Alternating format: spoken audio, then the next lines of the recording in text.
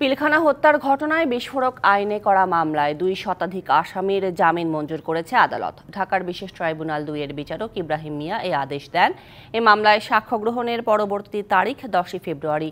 তবে উচ্চ আদালতে আপিল করা আসামিরা জামিন পাবেন না বলে আদেশে বলা হয়েছে।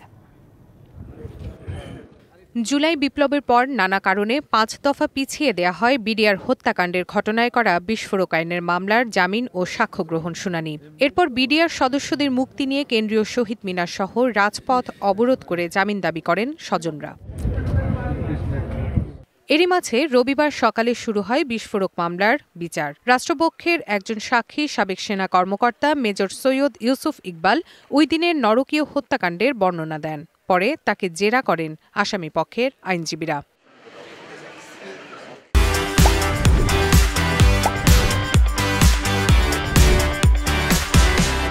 শুরু হয় জামিনের শুনানি। এ সময় হত্যা মামলায় খালাস পাওয়া আসামিদের জামিন দেন বিচারক।